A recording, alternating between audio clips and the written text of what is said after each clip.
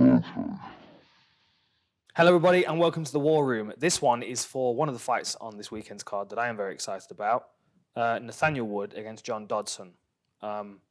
Exciting for a few reasons. One, because John Dodson, a former flyweight contender, and always a perennial contender at flyweight because of his style, because of the power that he seems to be able to transfer into that weight class.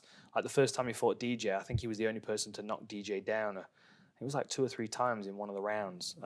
Made it quite a close fight, in my opinion.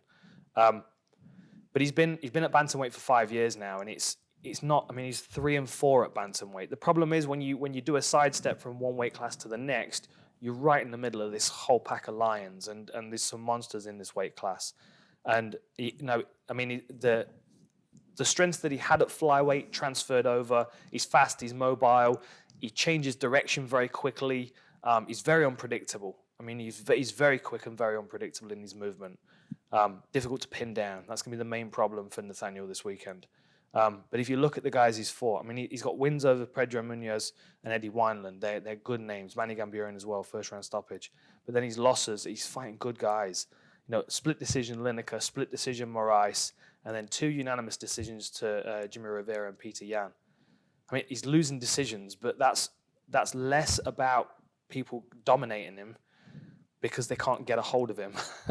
It's more about them basically dominating the fight because he's not engaging as much. And that's where the frustration will be and the challenge will be for Nathaniel. Nathaniel is a young, fiery fighter that believes in his talent. He believes in his knockout power and he believes in his ground game as well. He's got a good corner. He's got a good voice in his ear in Brad Pickett, someone that knows how to speak to him and coach him, someone that's been in there, you know, and knows the UFC, knows mixed martial arts, understands how to communicate with his fighter. So I think Brad will be able to kind of, like, they must be expecting the frustration from Nathaniel when you swing 10 times and Dodson's not there and he's giving you that grin and you're like, just hold still so I can punch you for a minute. You know, he's fast and he's elusive.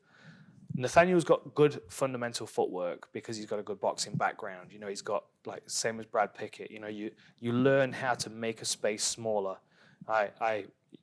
Footwork is so important to me in mixed martial arts, and I think that I try and communicate to fighters that you start with one panel. That's where you start. You start in your corner. That's your panel.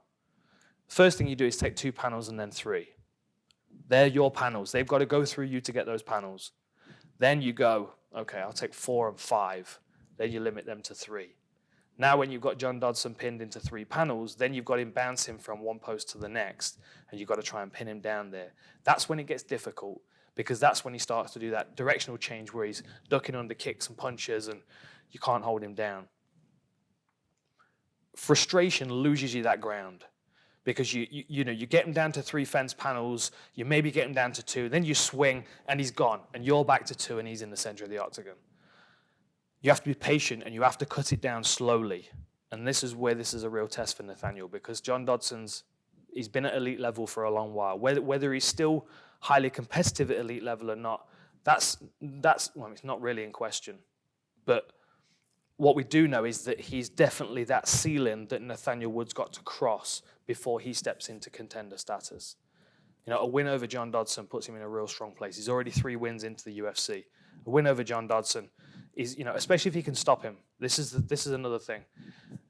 Like the decision losses that he's got to Peter Yan and Jimmy Rivera can be bettered by a stoppage. If Nathaniel Wood does something spectacular, beats John Dodson in a way that nobody else has, it's so much more attention on him, so much more interest in him progressing and fighting tougher opponents, of which there are plenty in this division.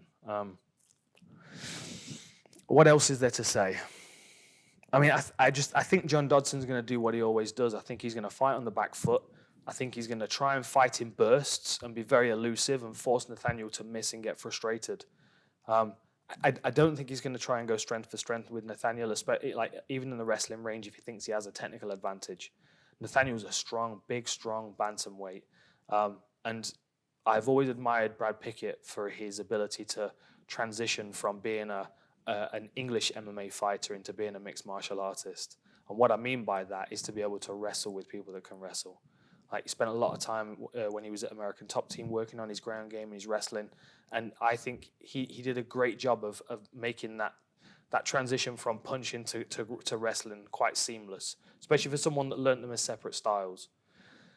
The benefit in having Nathaniel Wood now is that there's so much less undoing of bad habits and so much more of this is martial art, this is mixed martial arts from the beginning. So Nathaniel has, from a younger age, been punching with takedowns and wrestling to the clinch to strike. So his transitions will naturally be quicker than Brad's, and Brad's was fast. It's all about patience for this one. And Nathaniel does get drawn into a gunfight sometimes. Sometimes he comes out on top.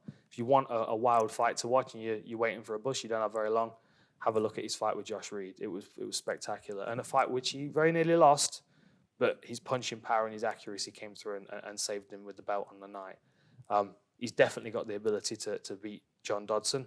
It will be a very, very tough test of his self-discipline and control, not to get frustrated and start swinging at thin air. But that's when we find out whether he's ready for a title shot or not. So I'm excited for him, and I'm excited for these fights. Enjoy. See you next time.